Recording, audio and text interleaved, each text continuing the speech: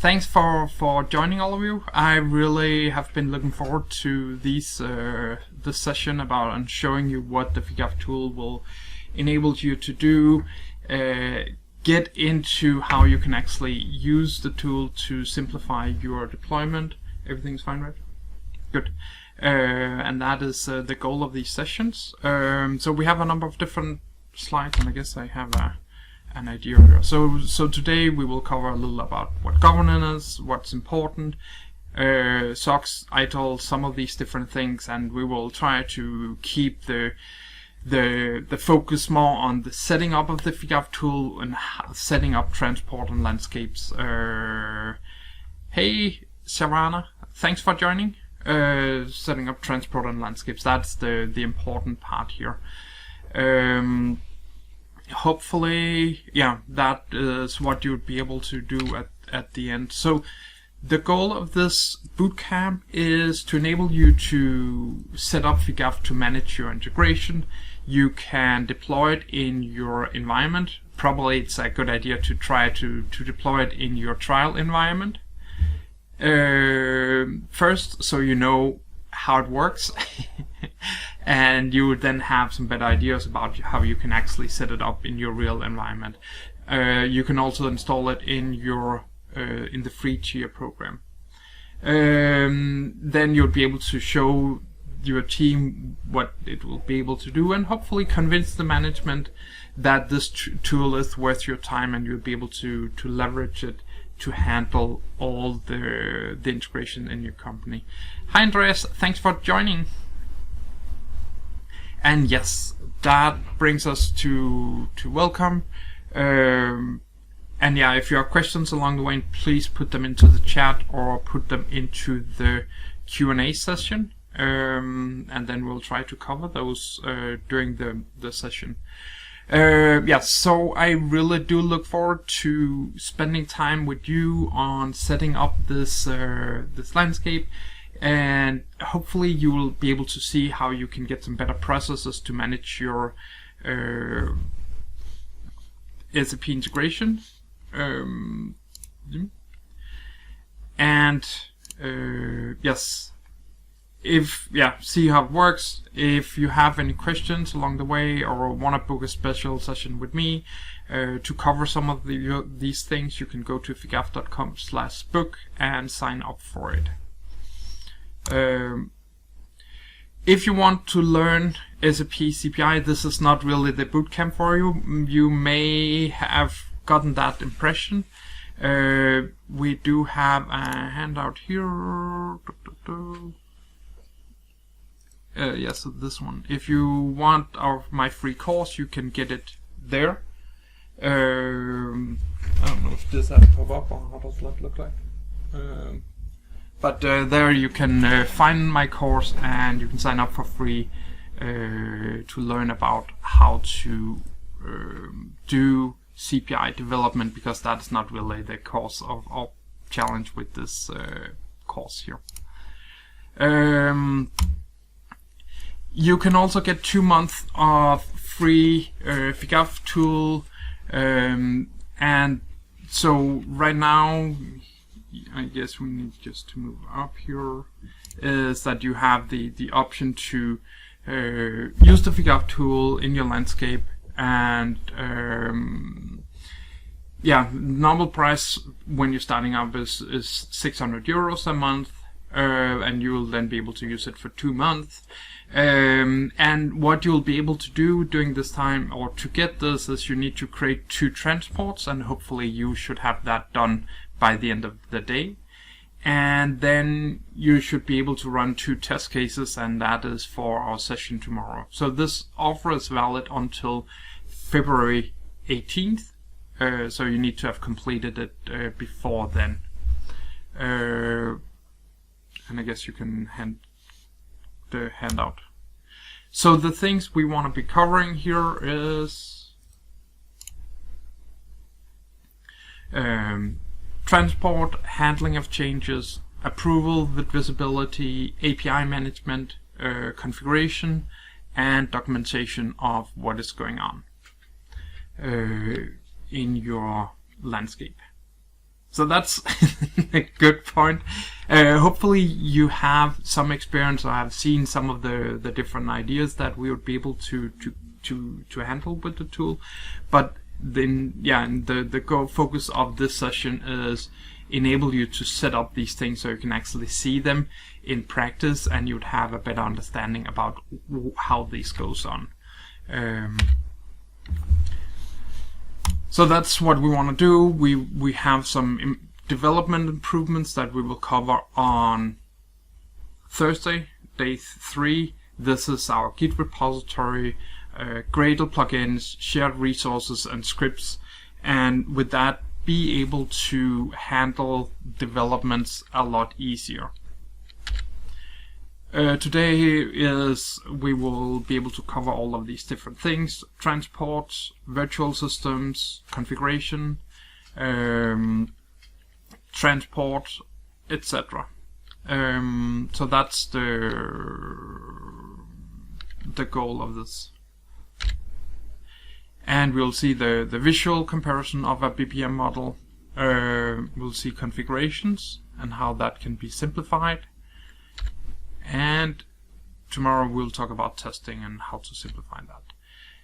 The things we'll not be covering in this session is transport and management with PIPO. We do have quite much the same capabilities to manage transport and test it, but obviously it works a little different. It has some different capabilities, so that's why it's not really here. But if you have a large PIPO installation, it is definitely worth checking this out and see how it will behave, etc. We will not cover Cpi Management. Well, maybe, let's see. But that is pretty much the same way as you'd be setting up CPI. And then we will not cover migration from PI to CPI. We do have a tool that enables you to set that up and run it, where you would connect to your PI system, take all of the integration objects, convert them to CPI integrations, and that simplifies migrations, save a lot of time. But actually, before you even start doing migration, I definitely recommend the things that we'll be covering in today's session, or that to set up a solid process to handle your integration, because that is what you'd need before you really start bulk of the migration. And yes, please ask questions along the way. This should be an interactive session, and you should be able to get your questions answered as we go along. If I do not cover it, please put them into the chat or the Q&A. Okay, we need a session on PI to CPI migration. Okay, let's see. Yeah, it's definitely easy, but let's take this these 3 days first, and then we can do something on the migration also later. Does anyone otherwise want to see the PI to CPI migration?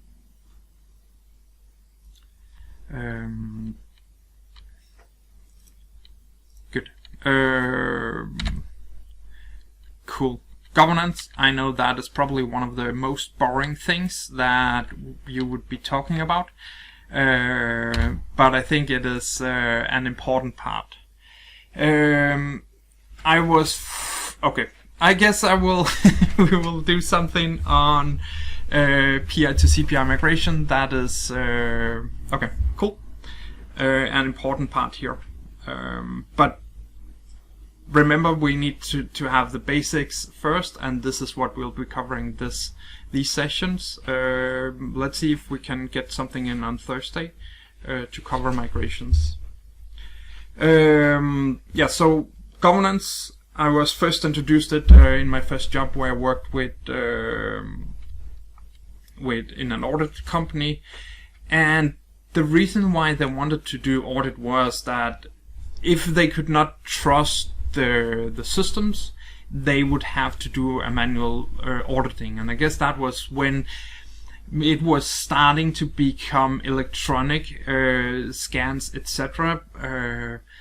But I think it was still mostly in paper, which meant you could audit it.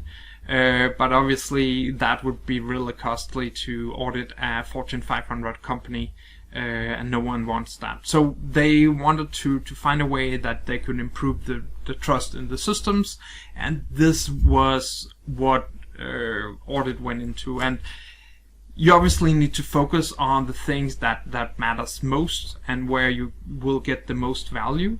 And this is probably in the SAP ERP Access, where you can enable customers to, or users to, have specific role and not give them access to everything. It would also be about that you have a version log about all the things that is changed. But essentially you need to be able to document all the changes that happens in the system. And if you're looking at something that looks strange, you want to be able to actually understand who requested this change. And this is what we would be showing. There's obviously a lot of different frameworks, SOX, ITIL. DevOps probably more like a concept, but the two first here have kind of the same idea, that you want to control the processes, have strict ideas about what you can do, and be able to document them, make sure that no one has access without your knowledge.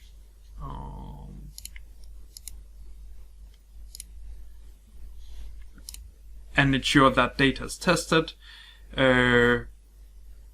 I think in most cases you would see that integration is really important to your company. That's probably why you're here. There's a lot of data that flows through the integration system. That's orders, invoices, statements, etc. And developers should really have a good way to transport these in a simple way, or handle these changes without affecting all the other things. There's other reasons, like you want to have an architectural board and create ideas about how things is moving, and if people are following the guidelines. And also as the architect, you want to be able to actually ensure that the people and consultants you have on your project actually behave as they're supposed to be, have the proper documents in place. And then, yeah, you want them to make configurations, and then it should be easier for the next person to handle the integrations. And obviously, sometimes integrations can be really fast. So my record is like 40 minutes from I got a request until it was live. But yeah, as you probably can see, not really optimal. I did not have any documentation. No one reviewed this except the business guy that tested it. And there was really no testing. And I could not reproduce this again. So this really is not how you're supposed to be delivering integration at the current place. So I think we moved it from development to test and then to production in these 40 minutes and created the correction. So yeah, it can be fast, but no processes were in place here. So this is what we want to give you an understanding about today, how you can actually cover this a lot easier using the FIGAF tool. Yeah, and if you talk about DevOps, it is obviously a hot topic, and I think we'll cover more on this on Thursday about the Git process. But there's obviously some challenges with a regular DevOps. I think in some cases we can call our solution a DevOps. In other way, it is not.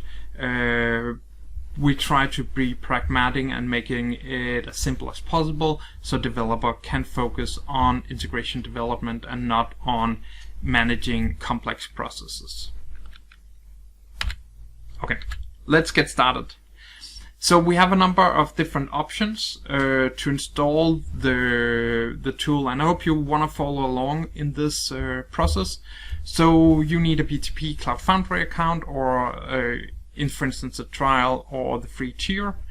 You need a CPI system that's either Neo or Cloud Foundry, and then you need an S user with no universal ID, and this S user should have access to the PI system. And then if you are on Cloud Foundry, we need an API key to trigger. Oh, before we get started, any questions I need to look into or that you want answered? Or are you ready to get started?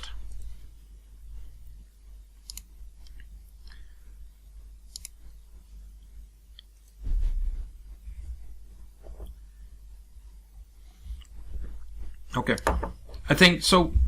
We do have we have two ways that we can deploy it. First is on BTP Cloud Foundry environment, where we have an option that you can use it to deploy it there. And for migrations, we have connections to the PI system here, PI systems using Cloud Connector, and just connecting to your CPI system using the built-in system. And obviously you can connect to any CPI system because there's no network boundaries or anything like that. So that should be pretty simple. Okay, so let's get started. So we will need to go to this URL. So here we have created a manual that shows you how to install the FIGAF tool. And I think I've opened it here. Will you add that, Michael? I think it's one of the handouts. And here you will need to download this client libraries from SAP and install it. And you need the Windows zip or binaries, I guess is the easiest one. And then you need to install it and run it.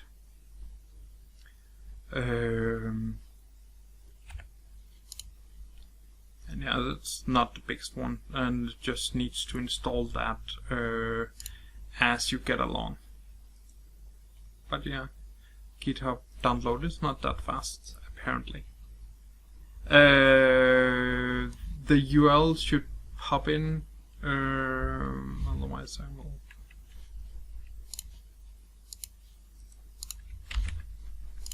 So here's the URL for it.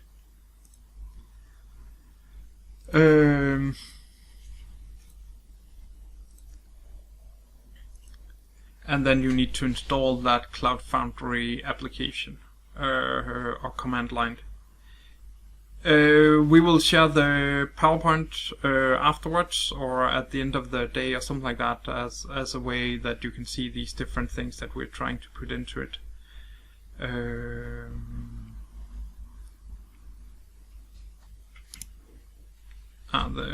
It should pop up now, right? Yes. Chance.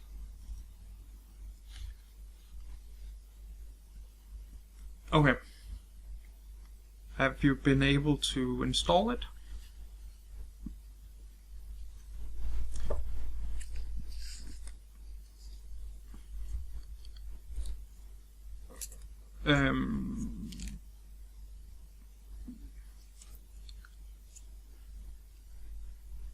Yes, we are recording sessions. I somehow missed or did not do it here in the... Yes, I think you can install it in the Mac. I have not tried it, but there is Mac libraries that you can use. And it is pretty simple to get those running. I guess. I haven't used it on the Mac system. But the basic idea is that you need to download this and run it. And yes, I'm recording the session on a secondary recording device, so hopefully that will turn out to be good. And otherwise you also have this link to this installation guide. have you installed the Cloud Foundry application now? Please write that into the chat. Otherwise, it does not make sense to continue. Yeah.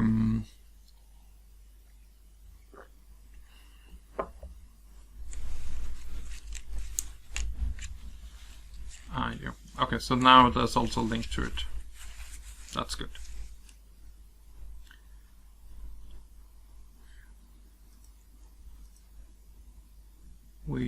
I'll give you 2 minutes or 30 seconds more, then we will continue.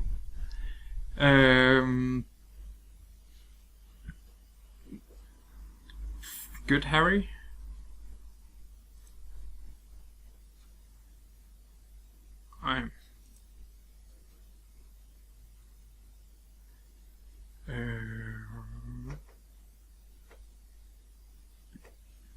And one more. Okay, cool. Anthony, good, you are on. Okay, it's all perfect. Okay, so next step is we go down to this path here. We download this BTP users, and we then open this in our folder. So here we have the folder for it. We unzip it, and I already have another installation of this here, so I'll just call it Bootcamp.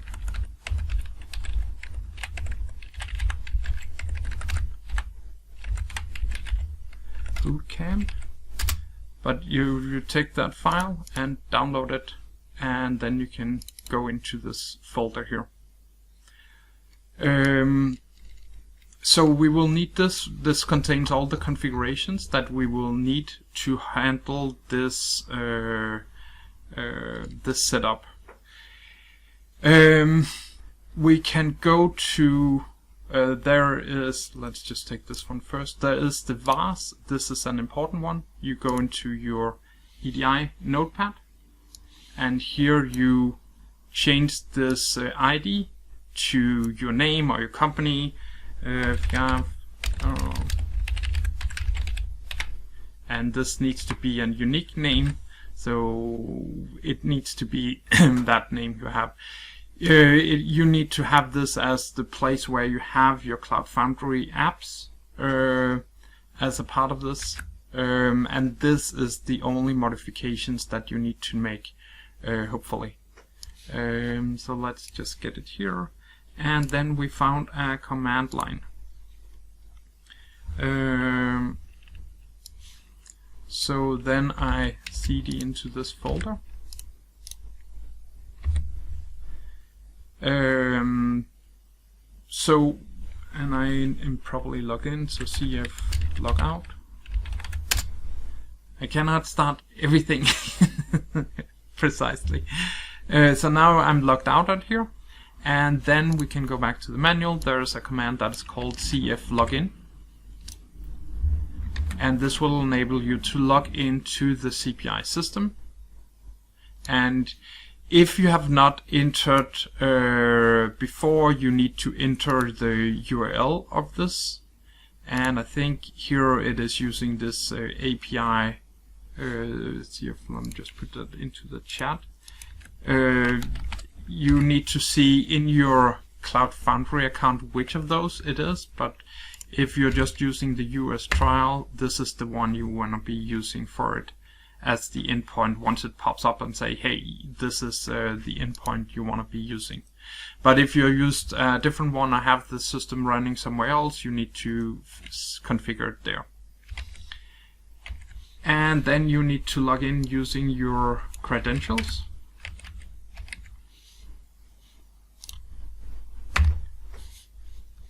And your password.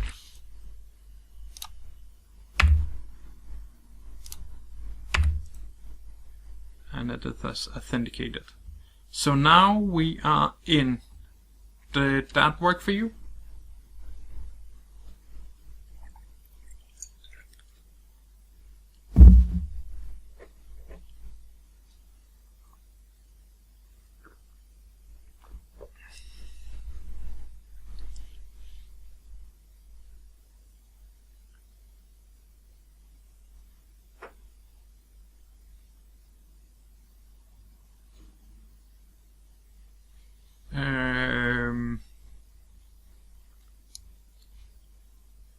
Yes.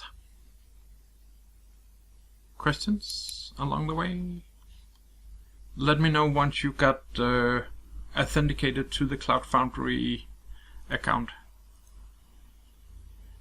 Yes, I will share the presentation, but for now the best approach is just to go to the BTP installation guide and start following that. We are only on this Cloud Foundry deployment, so it should be possible to catch up. And right now we would have the next command will take quite a bit of time to be executed. So you should be able to follow along. Okay, cool. That's good. And yeah, you would get the slides somehow after this. Have you been able to log into Cloud Foundry or using this Cloud Foundry applications?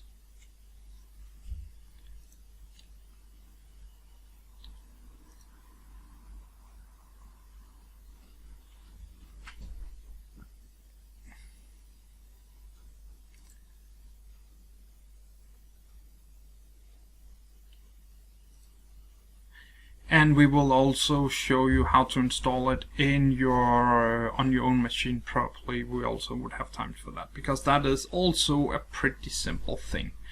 So next up is, I need to just confirm you have run the logged in command Cloud Foundry.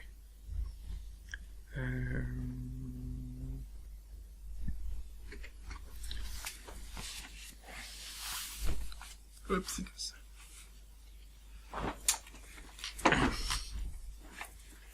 Have you been able to run the login command?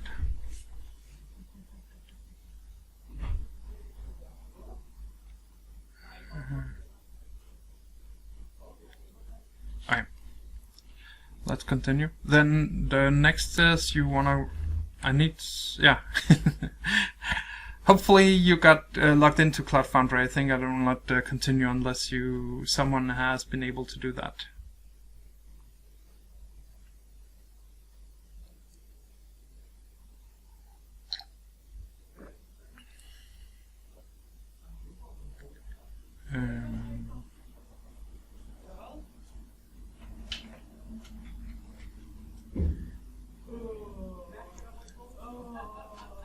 So Anthony, have you been able to log in?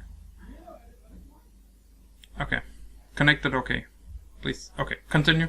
Yes, so I guess this is something you should be able to do, and otherwise we'd also install the other one. So next up is this create. So we downloaded the user file and we made modifications to the file. We will then run this database creation command, and this will take like 10 minutes to run because it needs to create the database, etc. We have modified the bars file as we saw before and added these things. There is also a Docker file or the manifest here. I think we have added the latest template for it. So here we are using you need to put in the version here, and this is, I think you can find it here, the version here we need in the new tab here. In here in Docker you can find the latest version, and this will be then this one.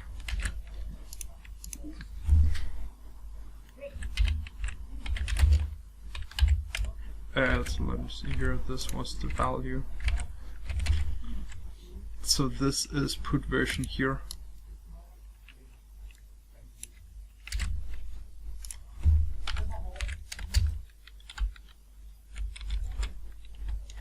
That should be that version.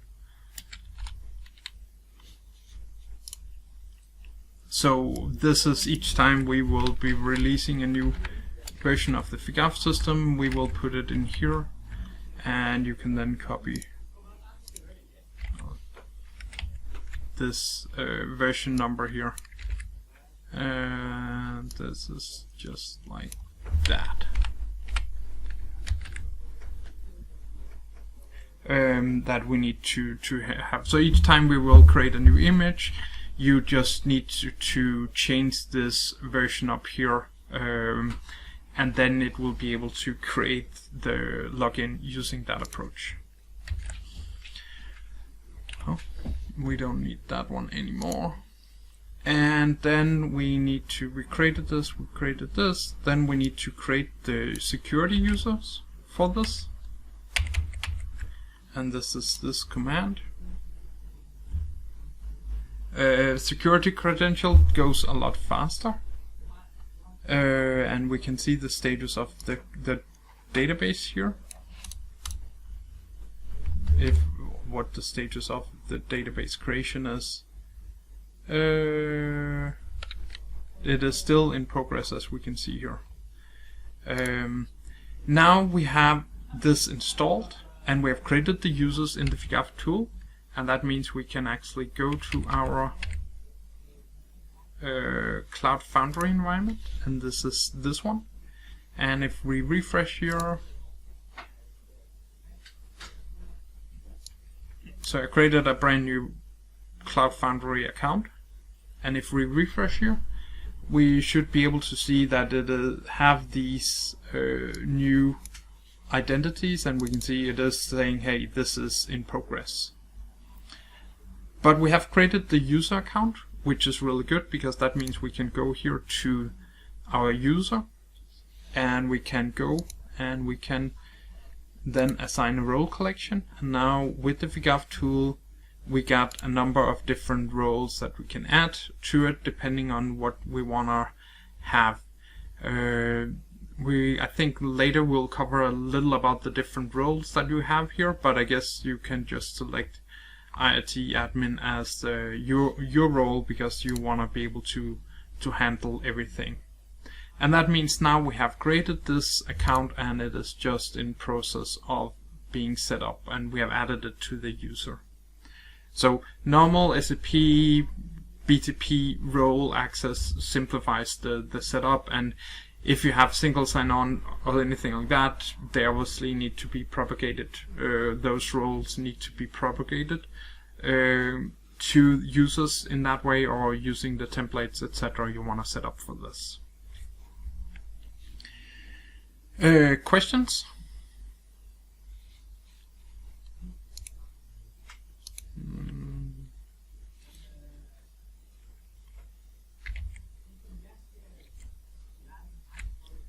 So now we have the role set up, and yeah, it will take like 20 minutes for it, and then towards the end, the only thing we need to do is we want to press this Cloud Foundry push to deploy it in the Cloud Foundry environment.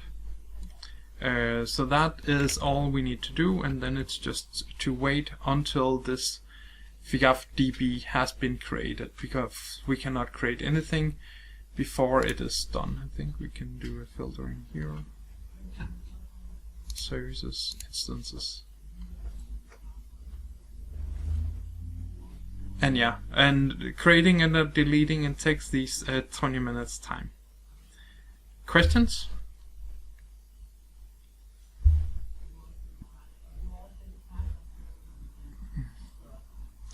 Okay.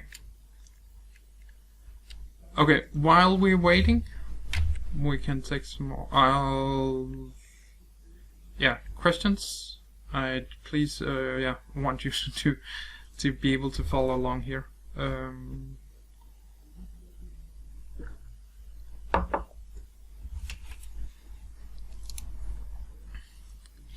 Yes, add your user role, and it may take a little while for you to log in here.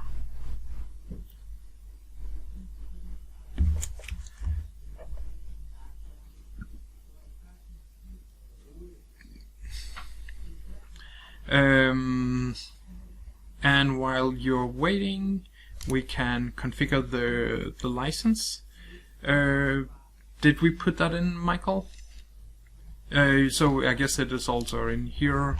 If you want the license, go to FIGAF DevOps/DevOps, and here you can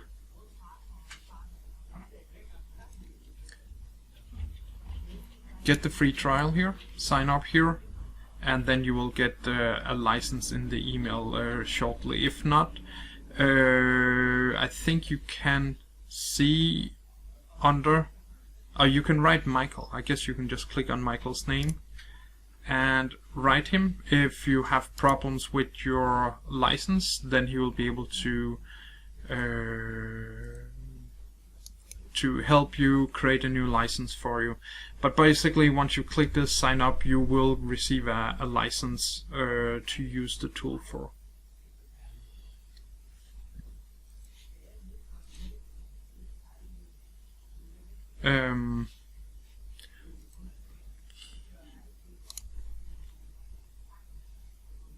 Good. Okay. The other way we have an on-premise deployment which enables you to run it on your local PC. Is I guess that is the handouts. We'll get you this one. The FIGAF download page. Can you? Yeah, sure. Okay. So if you open this page here. This is if you want to deploy it on-premise. What you simply do is you download this file, which is, I guess, a little bigger. And then we have a short script that you need to create. So you take this one and go to your notepad.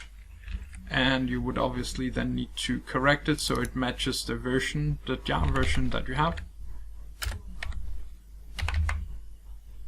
And we will need to place it in a folder that makes sense. So we'll just put it in here, run.bat. And we now have the FIGAF version installed or downloaded. And then all I need to do is just to drag it from here to it, move it into this folder that I have here. So that is actually all I need to do. And what I can do is I can press run here.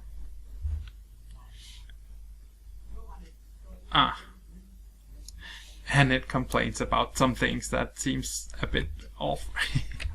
So I guess I need to just check my script here if it has been using the right commands. Yes. Web copy pastes.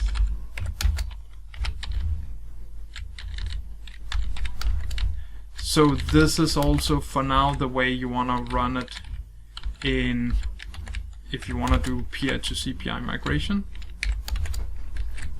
So simply like that, and we can press run again. No,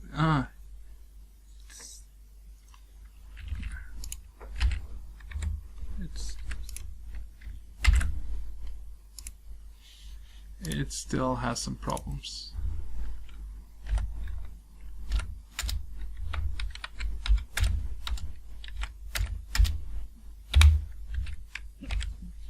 With the commands.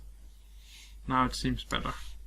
Okay, I need to fix that one or find a better way to enable you to download this, because you cannot download a bat file for obvious reasons.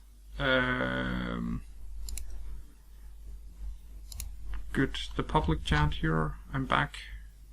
But the basic idea is it would run from this folder in this URL, and then in 20 seconds or something like that, you will be able to access, or you will be able to access the system, and it will write something about the application has been started.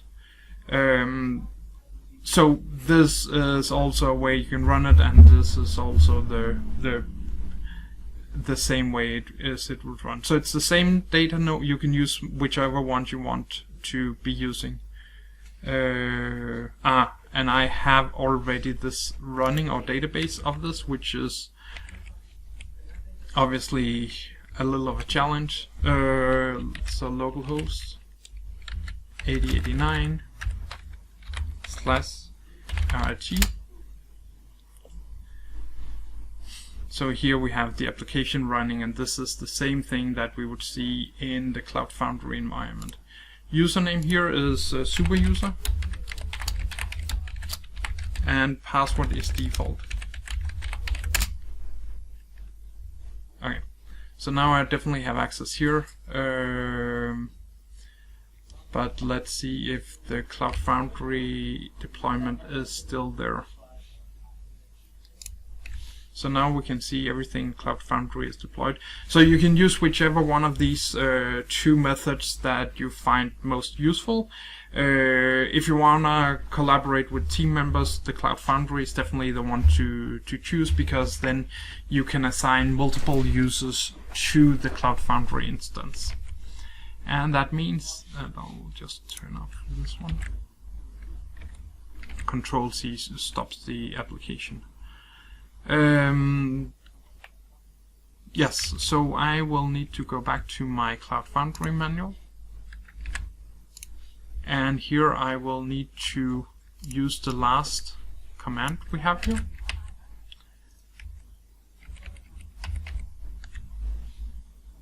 In my command, and then this will push these two applications to the Cloud Foundry system for us to be able to log in. And what we will then be able to see is here in the dev environment, we now have two apps. We have a router. The password for super user is default. Lowercase all the way. So there's two apps. One is the router, and this is the one that you connect to. It's a Node.js application. As you can see, it does not use a lot of memory. And the other one is the FIGAF app. As you saw before, it has all the same capabilities to handle the setup and handle it. But the way is that you would need to connect to this application to be able to leverage the commands. And it is starting, and we need to check here we have the FIGAF app. If you want to look at the logs here, you can see that it is producing the same logs as the on-premise one, except that it is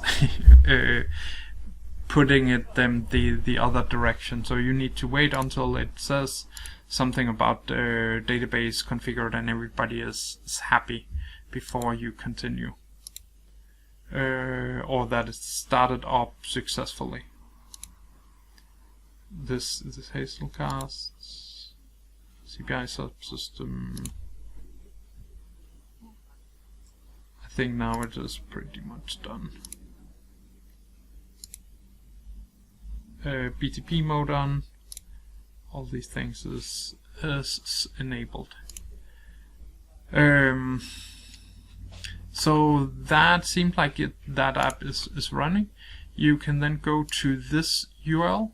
You cannot click here because then I think maybe you can.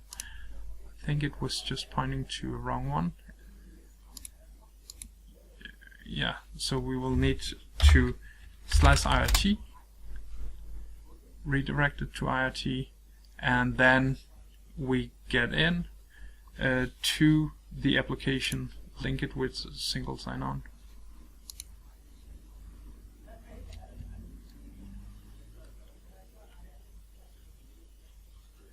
So that worked out. We got in and we got the license running, or the system running. We can see here in the user management which user have accessed it. So we can see that there is this sub user that has been signed up. So next up is I need to find my is user or my license. Hopefully you got a license. If not, write to Michael and get a license. But what you need to do is you need to go here, press load license, and then this will enable you to run the license and set up the licensing part here. So now we basically have FigAff running in two different environments, both in Cloud Foundry or on your local PC, and it all depends on which one you prefer or what makes most sense for you. But I wanted to give you both options. I think in the future run, Cloud Foundry is definitely the preferred one because it's a lot easier to set up. You don't need extra resources. If you wanted to use the tool for managing your PI system, it is probably a better thing to get on-premise PI or deployment of FigAff. But this BTP has a lot of advantages that it is a lot easier to use and get started using.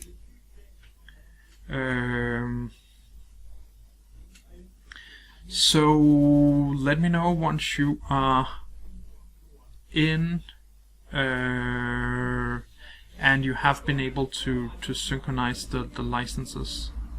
And yeah, if you're requesting a license and you do not get it, it could be because you already exist in our license server, and then we will just need to assign a new license to you.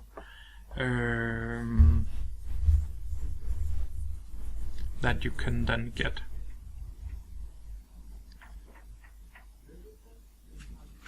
But yeah, I think I'll just wait a little here. You have time for questions.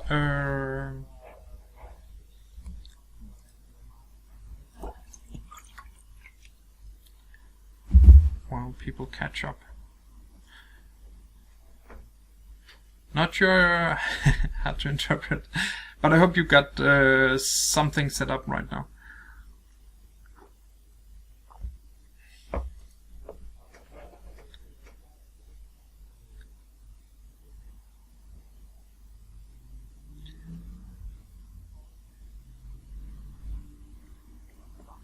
Yeah, so one challenge with the on-prem deployment of the FigAff tool is if you have a laptop that is using some proxies, then in some cases it can be difficult to get outside of your company network.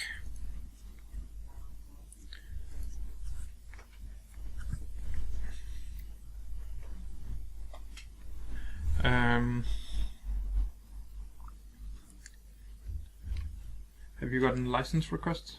No? Everybody got your licenses?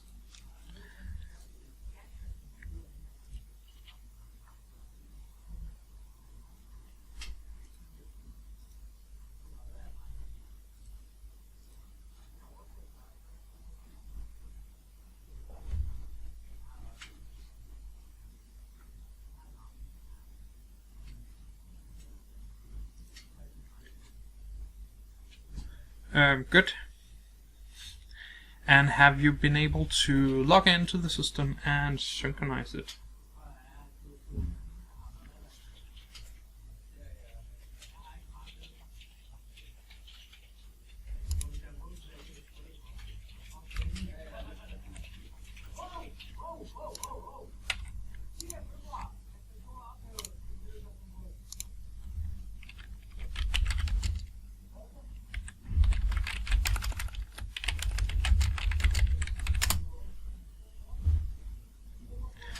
Cool. And yes.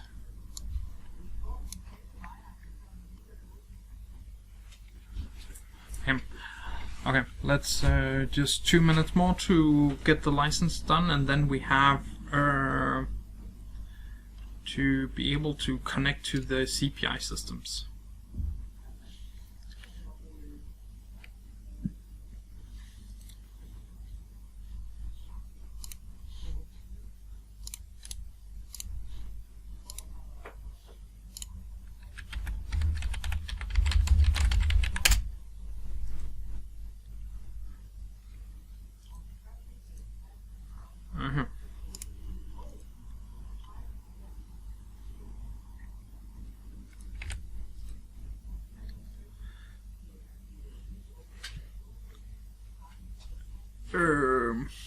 Yes.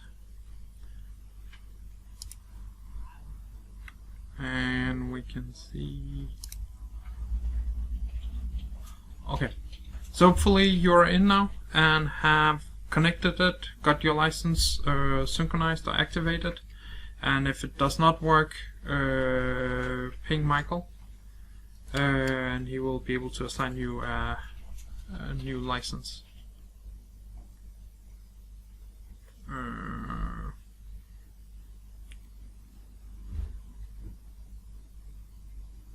Yes, so we do have, if you want to see the PI to Cpi migrations, we do have, and we obviously do not have many references on it yet.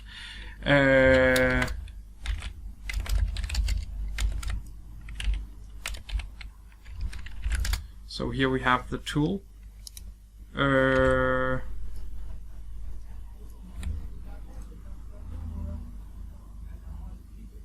Yes, so you should have received the license, Chevy. You should have received the license via email.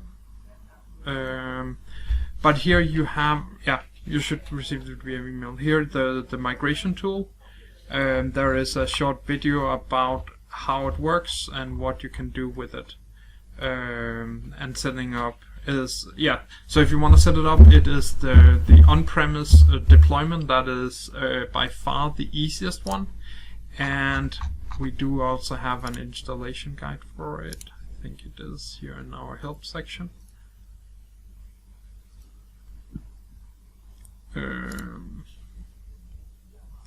So there is how to install PI to Cpi migrations.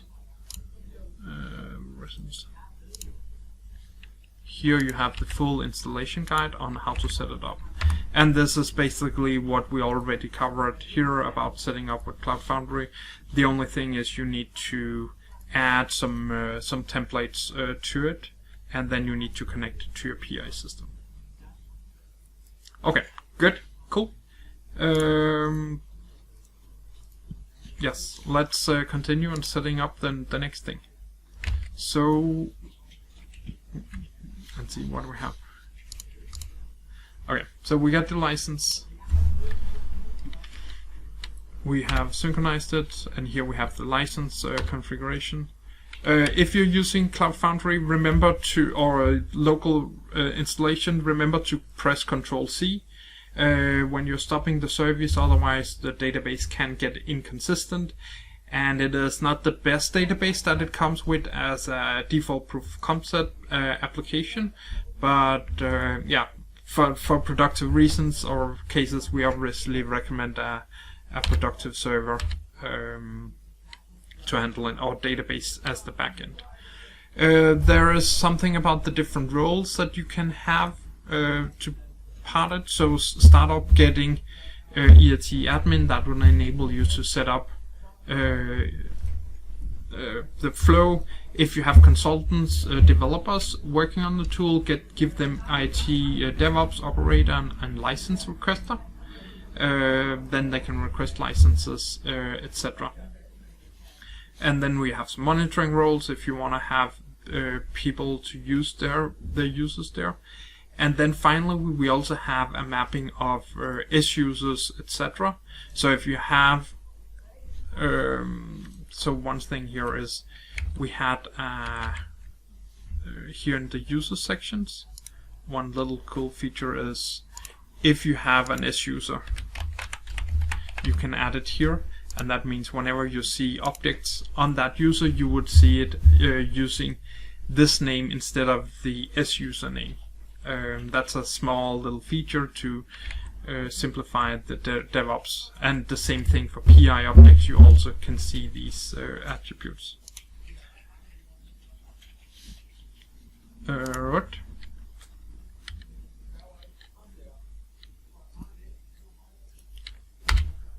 And there's a lot more on the different roles that we have. You can get these licenses afterwards. Productive environment, off we have. Questions? It's not working for me. Ah, okay.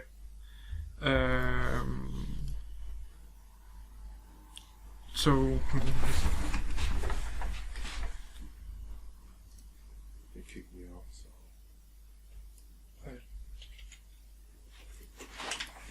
okay, so the license request is taking a little longer. But it should happen. So productive environment, SAP Cloud Foundry. As you saw, it was pretty easy to get it running. If you want on-premise deployment, Postgres, MS SQL or Oracle, and to run that you need to add them to the library. Runtime, Linux Windows with 8 GB of RAM should be sufficient to handle it. There can obviously be cases if you want to have a million test cases that you need to improve this figure. And you can run in hyperscalers, best servers, and if you're not, you obviously need an SSL certificate for it. Okay, so let's connect it. Did you get it working? Okay, just give me the email address and click. I have it now, have it somewhere else. Just a sec.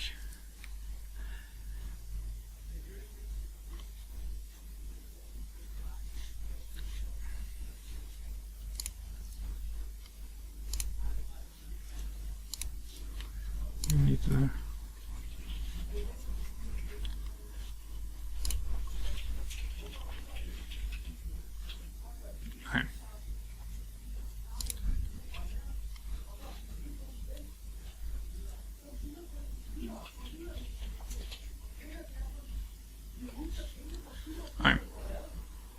Did you put it in? Or I'm getting it did it work? I'm getting this email address. Okay. Okay, cool. Okay, so let's connect it to the Cloud Foundry system. And the way we would do that is we will go to our CPI system, and I think I have been using this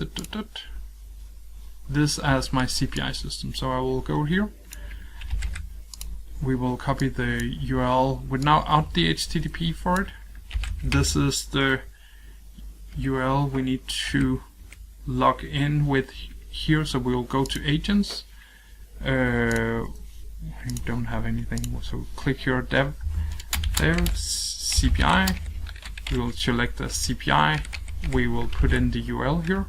We will put in our user, Daniel at Graverson.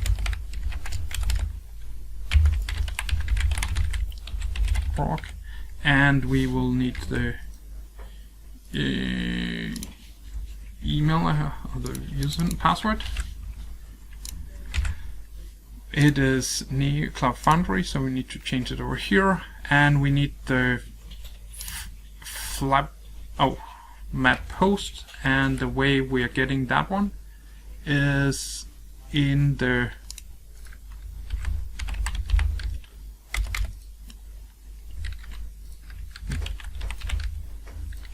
Cloud Cockpit. We need to, so there's a couple of different ways that we can get this this hosts on these properties, but we anyway need to, so first up is this user should have access to the CPI system, and the way you will do that is you go to the user,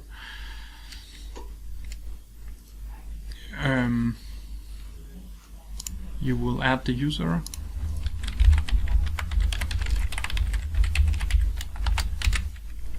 so we need a bit of roles, which is a bit unfortunate. So we will need to have the, I'm not sure if we can use it. So we need to have the PI administrator, the business expert, and the integration developer. All of those things.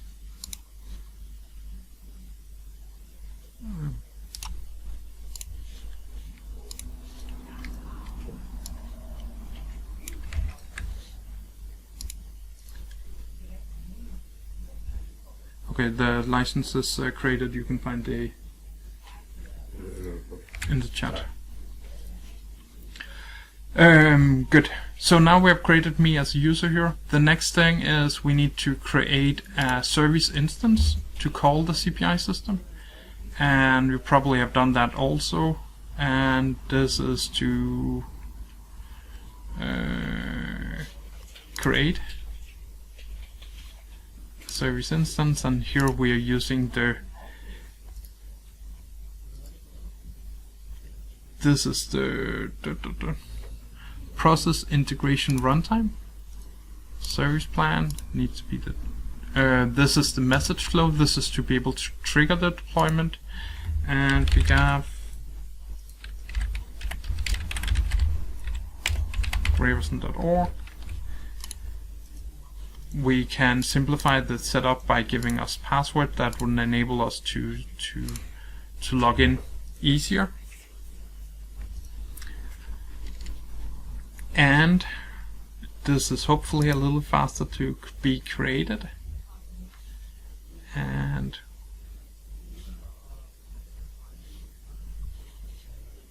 we can create the service key.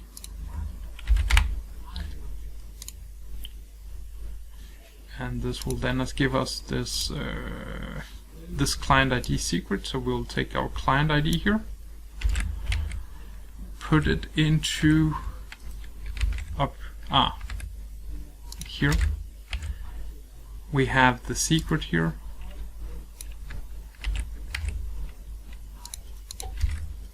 And we got the left map host here. So this is the one that is called runtime. And we can also get the last one,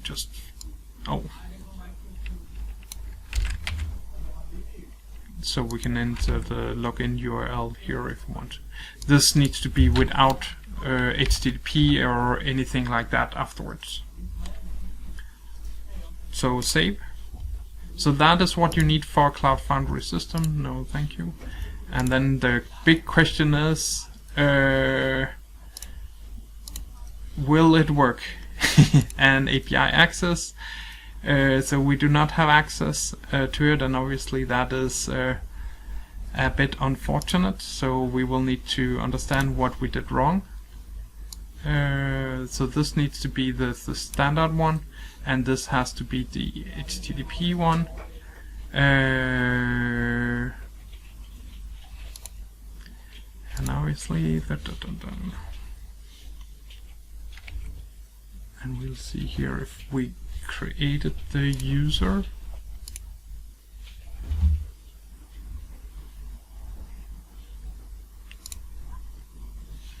And gave it all the access, so it should have integration developer, add role. I think that is all you have in the PI system.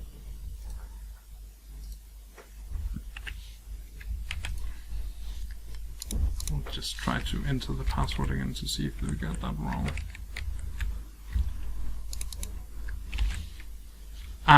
I know what's wrong. This is not this URL we need to use here. This is just leave it blank. This is if you have a so now it works. If you have a SAP external user authentication, then you can use that one as the setup. So now we have connected to a Cloud Foundry systems, and as you saw, we need these kind of URLs. Once we're doing testing, it is not testing the sent message part of this, because that is not really the case right now. If you want to connect to a new test, and this is CPI, so you can mix both Neo and Cloud Foundry.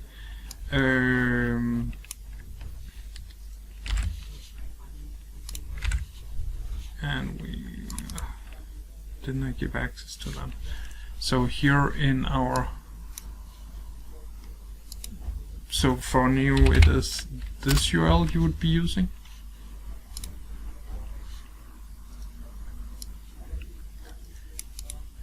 And as one of the things you notice is we are using the SAP users, and which is a bit unfortunate, but the APIs that comes with the standard one is unfortunately not optimal. So let me just get this password.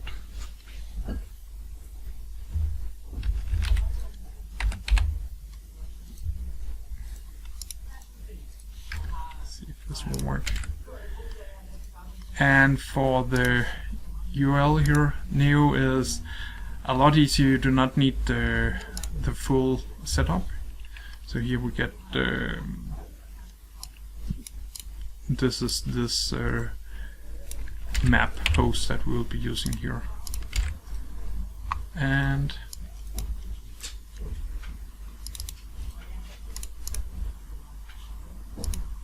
so let's see if that works. Yes, good. So now we have connected the FIGAF tool to 2 different CPI systems. Any questions so far?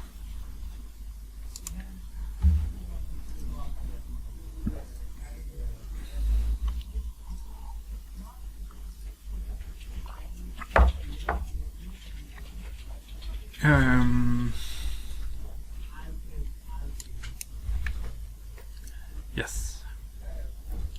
Questions?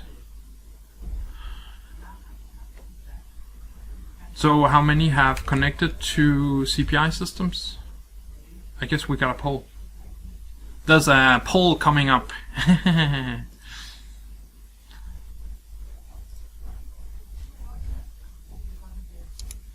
Just get that poll, and have you been able to install it? What is your current status? Just so we have an idea of...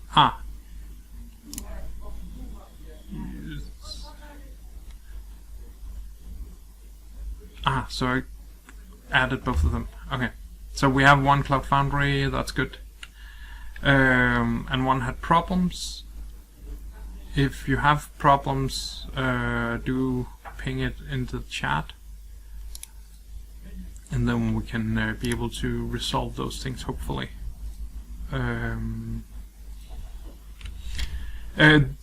So there can be some problems if you, for instance, have Active Directory as at your CPI tenants. You cannot use the Active Directory account. You need to use the SAP user account to handle this this setup. Okay, good. So now we have everything configured, and we can go to our CPI dev. We can synchronize all packages. So this, once we connect to the system, it will then be able to connect here and download all the artifacts. Dogan, yes, I will send out the replay a little later. Hopefully you'll be able to do it before tomorrow, because then we can continue with the setting up test cases, etc. So now it has downloaded all the artifacts from this system, and we will do the same for the Neo system. This takes a little longer because it is a bigger system that we have. We'll just do that in the background. But now we are here on this this system. So one of the things we do have the option here is we have links here from an iFlow here that's called Bootcamp. This is just a sample iFlow that I've created that you'd be able to, or you can see, or you can find any one of your own one. And what happens if you click here, it would open and redirect you to that specific system.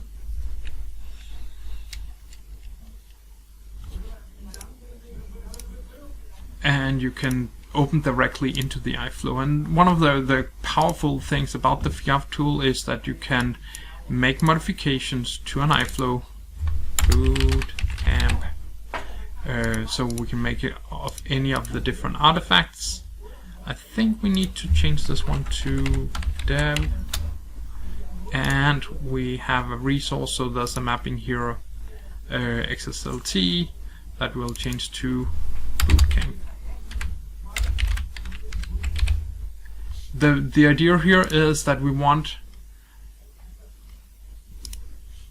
to create a specific version and understand what was actually changed as a part of this. So let's just set this at deploy.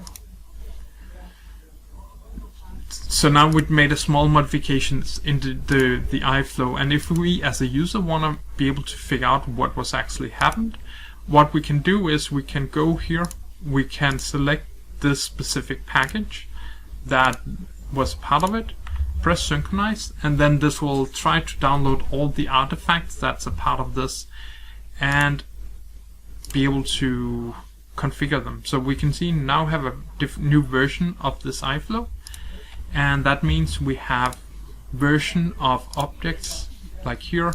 We can compare it, and here we have all our different ways to compare iFlows. So we can see here specifically where something was changed, and we can drill in to that pine and see it was this good value we changed to webinar, etc. So we have all the details about what was changed in this view. We also have a div to HTML. That's another important part. Here you can see which part of the flow that was changed for this. And as you can see, we changed the XSLT, you would see Groovy script, etc. But do not calculate it on. It is useful to see iFlows, because that is where we have the other part of the cover to test changes. So you can schedule this in the agent settings. Here you can schedule it that it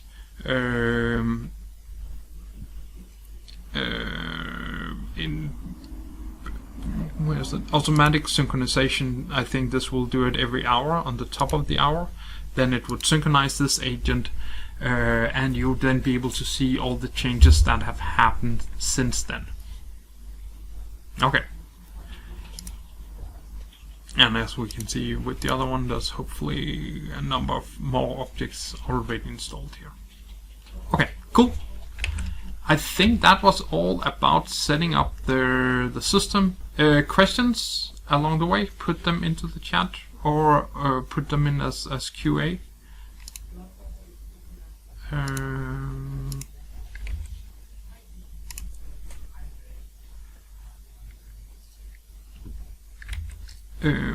Good. So now, yeah, obviously all of this has just been to get the system started and be able to understand what is going on. Now we hopefully get to the more interesting part. So we can see here we can have done comparison. We can see what was changed on an iFlow using the figaf tool. And I guess we got 15 minutes left for today, so I guess we will add some of these things for tomorrow. So the transport process, so the goal here is to give you a better idea about how you can transport. And the way this process will work for you as a user is that you would go, so as you saw right now I've made a change to an iFlow. I synchronize that specific package into the figaf tool. I can then go into the figaf tool, add a ticket to it, handle some changes, or test these changes. We will handle testing tomorrow. We can then create a transport, configure the iFlow, select, say we want to import it to QA, import it, deploy it, and then we will do the same thing once we get into the productive system. So much like standard SAP transport deployments, that these things we are using here. We need some things to set up. So one of the things that we have added into the figaf tool is to use virtual agents. And virtual agent is something that is useful when we used really when we were testing out this application, because we needed to have a way we could transport objects on the same system. That was before the trial systems was. And that meant that we have been adding pre and post fixes to the iFlow, and you also had process direct iFlows that you can actually run.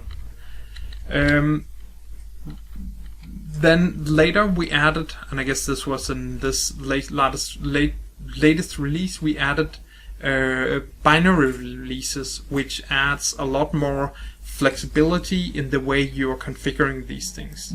You still have the way to handle virtual transports, but it becomes a lot easier to set up.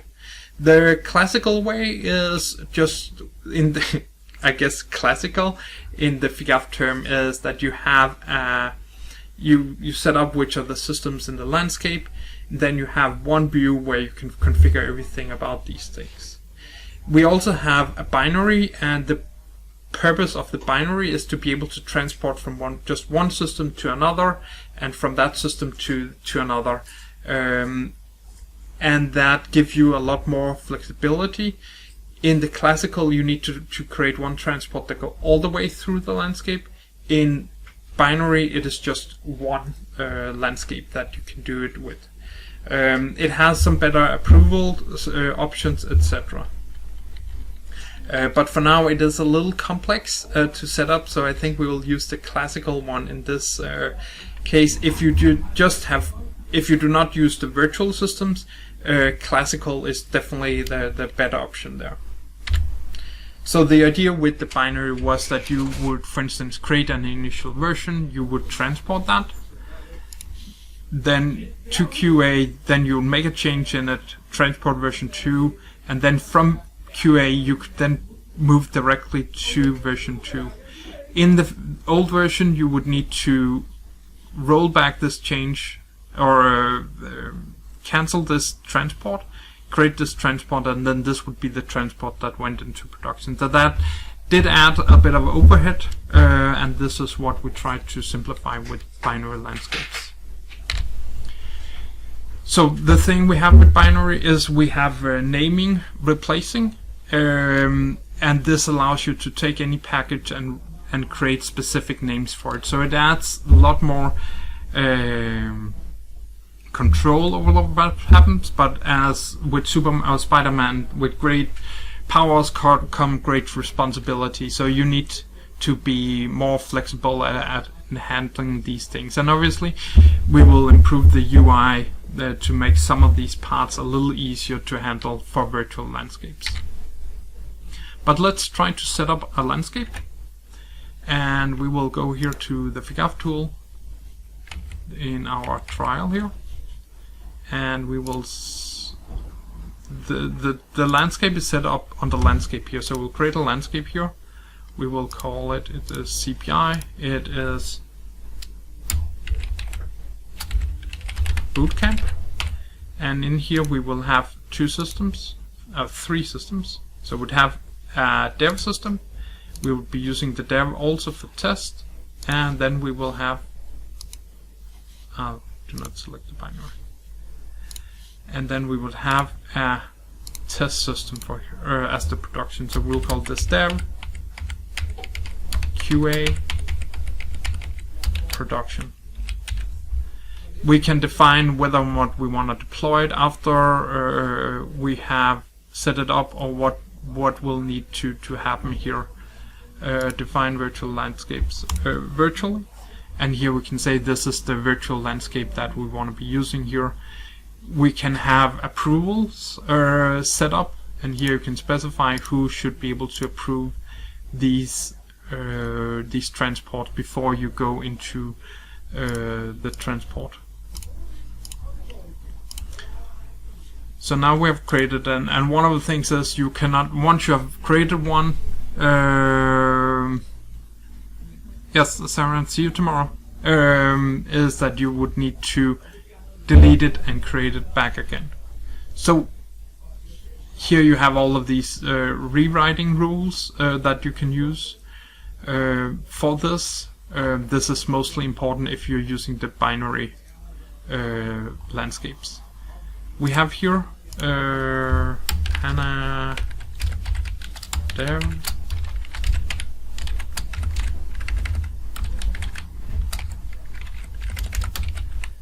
so a way that you can handle global search replace after specific content. So this is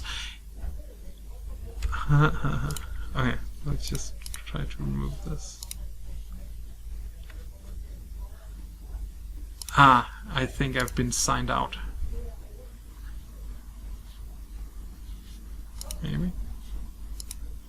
Perfect.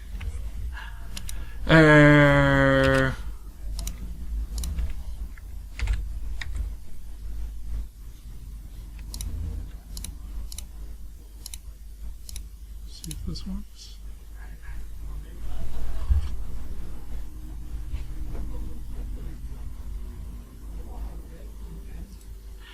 So you can only have one guy to approve these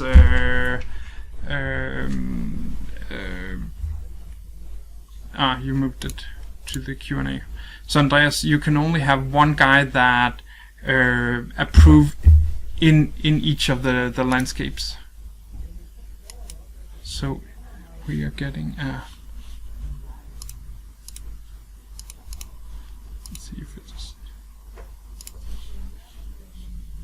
let's see if it actually has been created or not. So we have created now, we can see it here, what is going on in it, in our landscape. Okay, so now we have set up our landscape. We can go to our CPI dev. Here we can select the iFlow. We can assign to a ticket, demo 1. Here we can select the landscape we want. We can enter the Jira number that we will connect this with, or that is a part of this. And obviously these things is different or is not linked to each other, except with this ID. And that means that, yeah, you obviously need to be careful what you add here. You can change this along the way if you find other, or during the process you find other landscapes that you need to do with, or tickets, etc. And what you can then do once you've gone here is you can attach all dependent objects. And the important part here is that it attached the package that's a part of this. So we can see it's the package here. And we can start the transport. And obviously this will then download all the archive, and we can now open the configuration. Hopefully we added everything correctly. And here we can see what are the different artifacts that's a part of it. Maybe we forgot to add this one. So we can see here that complaints that the password is not there.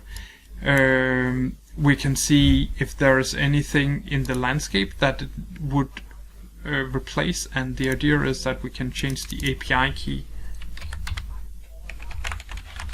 and prod API key. So that means we only have one place where we need to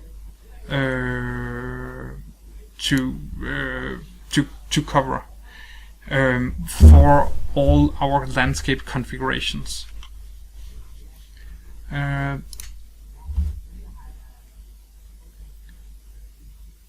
So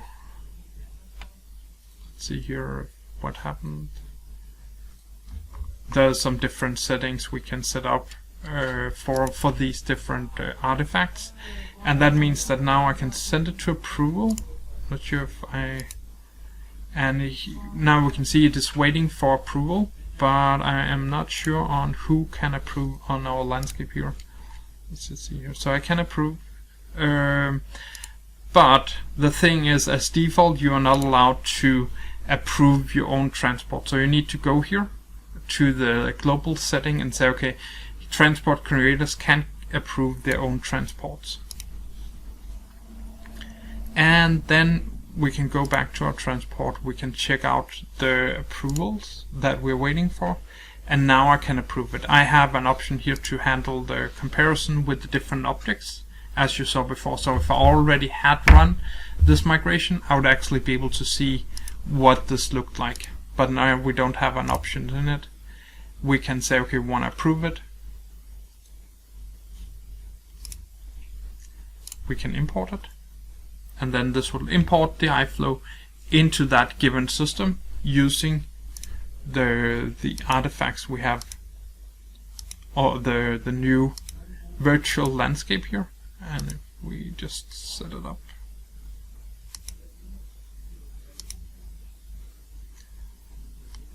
So what we can see is in the iFlow here, we can see it's created with a warning. That's because this username password is not available on the system. If we click here, we will then go directly to this iFlow that we created, and this is in this package. That's the virtual package for the QA. It has a virtual name up here, and that means that we have also added a pre and post fix to this one, which means this would also be operational and you'd be able to run it much the same way as you had in your other systems. So that's the fast path about setting up a transport, and as you can see, you had all the options to approve it along the way that an architect needs to improve. If you, as you asked about, if you wanted to make multiple approvals, you can add. So some people would be using Jira or ServiceNow, and then you can create an API key for Jira ServiceNow and use that as the user that can approve that given transport, making some of the processing a little easier. And I think that definitely makes sense if you're doing the transport from QA until production, because there you have these setups, etc. And then obviously we can go further in the transport and approve it to production, but I think we already have it here. So here we have the rollback. We can approve it before production, so we have a lot of functionality in here. Was there one question I needed to answer?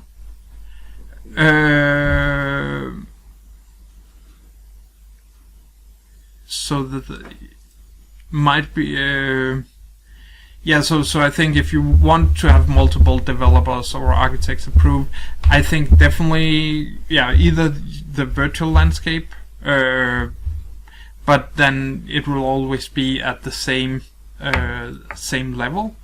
That you can only in each landscape have one level, and you can always add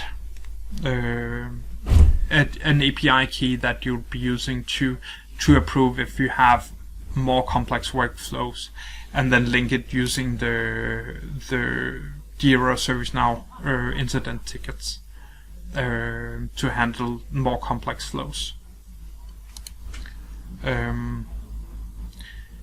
And I guess in most cases you would have one to go to QA and another approver from QA to production. Probably the business guys doing it there.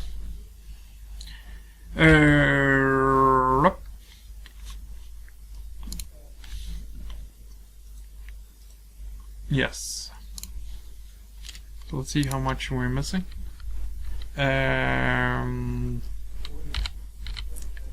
Yeah, so we have these landscape settings. We talked about binary. Binary is definitely the more complex ones that give you better transports. Right now the virtual is missing some improvements, but I think it gives you more capabilities to handle different flows. We have the review. We saw that you can go through a landscape and review it, and review the transport and see who made which transport, etc. Configurations. We saw you could change the configuration quite easily. And we talk, well, I guess tomorrow we'll talk about multi-landscapes. If you have multiple landscapes that you want to be covering using this. So that was all I wanted to cover today, or we have time to. I will put this CPI project development into tomorrow's session. It's not that long. But are there any questions? Have you been able to get the tool up and running? And if you did have problems, do ping me, then we can try to resolve it. yes, I will share the recordings with you afterwards. I just need to compile it and upload it. Yes, and yeah, if you have questions along the way, just ping me. But hopefully you should be able to set up landscape and configure it using these setup. And yes, Michael, if you have want to talk with me or have some specific things to set up or something that does not work, schedule a meeting with me and we can go through how the tool can work for you or what your problems and resolve them.